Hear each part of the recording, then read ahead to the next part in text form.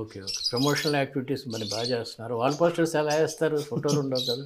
Title అదే సినిమాలో ఉన్న క్యారెక్టర్స్ని ఫోటోలు తీసి వేస్తున్నాం సార్ అంతే. ఓకే. పోస్టర్స్ బాగానే ఉన్నాయి, ప్రమోషన్స్ బాగానే ఉన్నాయి. మొన్న తమ్మారెడ్డి భరద్వాజ గారు కూడా అదే అన్నారు సార్. ఏమని? ఇంతవరకు ఎవరు చేయలేదు ప్రసాద్ ఎక్స్పెరిమెంటల్. 1971లో డ్యూయల్ అనే సినిమా వచ్చింది అనేసరికి కూడా నాకు కూడా తెలియదు సార్ యాక్చువల్గా. 1971లో డ్యూయల్ అనే మూవీ వచ్చింది.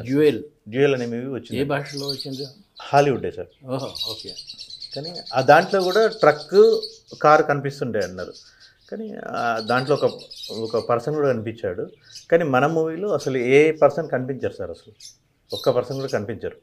జేడీ చక్రవర్తి గారు వీళ్ళందరూ కూడా అసలు మొత్తం not only Indian screen, total world wide స్క్రీన్లో కూడా ఇంతవరకు ఫేస్ కనిపించకుండా సినిమా రాలేదు ఓకే అని అప్రిషియేట్ చేస్తున్నారు సార్. ఓకే. ఓకే. ఓకే.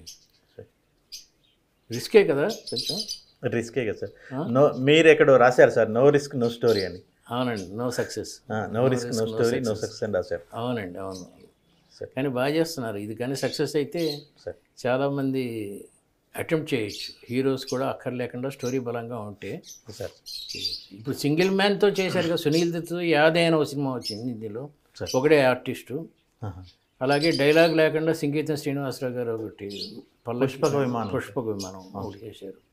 ఇది థర్డ్ సక్సెస్ అవుతుంది. థర్డ్ ఫిల్మ్ అవుతుంది సార్ ఈ టైప్ ఆఫ్ జోనర్లో. అవును సార్. అవును ఏమేమి సినిమాలు చేశారండి ఇప్పటికి మీరు? సార్ ఇప్పుడు మాతృ ప్రొడక్షన్ చేశాను. Production sir. మీరు ప్రొడ్యూసర్?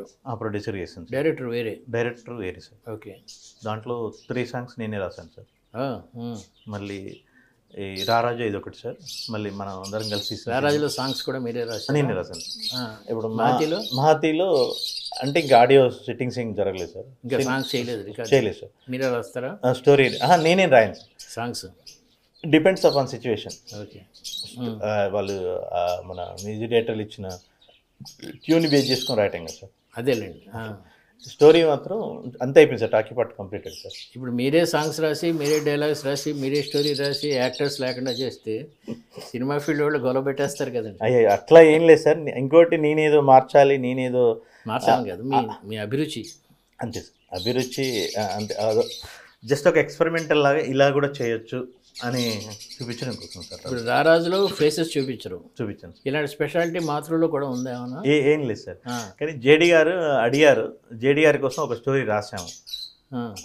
సినిమా మొత్తంలో కూడా అన్ని క్యారెక్టర్స్ ఏం కనిపించకుండా ఒక జేడీ చక్రవర్తి గారే కనిపిస్తారు. అంటే ఎవరితో మాట్లాడతాడు? అందరితో. మదర్తో మాట్లాడతాడు. మదర్ ఉండదు? మదర్ ఉంటుంది. మదర్ ఫేస్ చూపించాం అంతే. సజెషన్ తీసుకుంటాం. ఓకే.